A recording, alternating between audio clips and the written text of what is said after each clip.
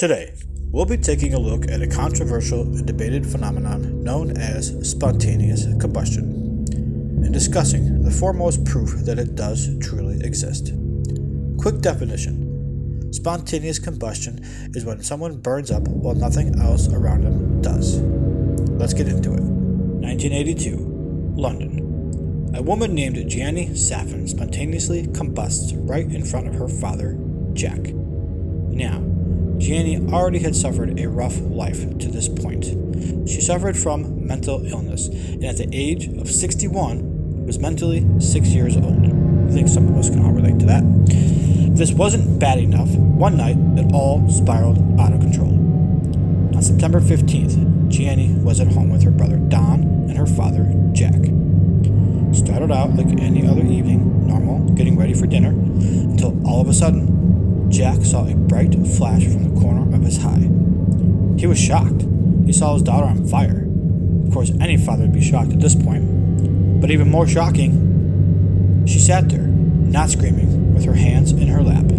Jack states that even fire emanated from her mouth like a dragon. Her father and brother sprang into action, putting out the fire with water from the kitchen. But sadly, she was already burned horribly. She was rushed to Mount Vernon Hospital and would fall into a coma and tragically pass away 8 days later. Mysteriously, though, this entire ordeal, she never cried out in pain, not even once. Moreover, she just stared into space as if in a trance. Doctors were shocked that the skin on her face, hands, and abdomen were burnt to the bone. Literally, burnt to the bone. While her clothes were merely singed. It really made no sense to the doctors whatsoever that they'd never seen anything like this, only adding more mysteriousness to an already curious and mysterious case. This unbelievable case, of course, drew an investigation which yielded some perplexing details. For starters, the chair she was in was not damaged by smoke or fire. How can that even be? The wall nearby did not show any damage either. There was no source of ignition, as the nearest flame was over 5 feet away. It's really strange. Some people, even paramedics, theorized that an ember from her father's pipe could have ignited her. But, come on, is that really a possibility? So, how did this fire start? To this day, no one knows exactly. Police say that Jack and Don could have been lying about the events that truly took place. But, even if they were lying, it still doesn't explain how she was burned so badly while nothing else was. Despite the theory, there's no evidence to support that they were lying. Edmonton police concluded it was spontaneous combustion. The coroner, however, disagreed, labeling her death as misadventure. Again, no evidence to support that either. So what exactly caused this horrible incident? How could she possibly catch fire with nothing else around her, even merely damaged? Why didn't she scream in pain? Not even once. There has been attempts to debunk this mystery, but no one ever truly has. In fact, as you know, the human body is mostly made of water, so rapid ignition is nearly impossible.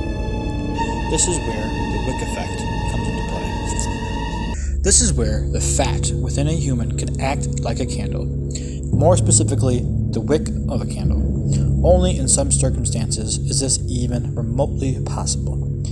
With this theory, though, it would take hours for the wick effect to fully consume a human body. Well, remind you, the Jeannie was only on fire for just a few minutes.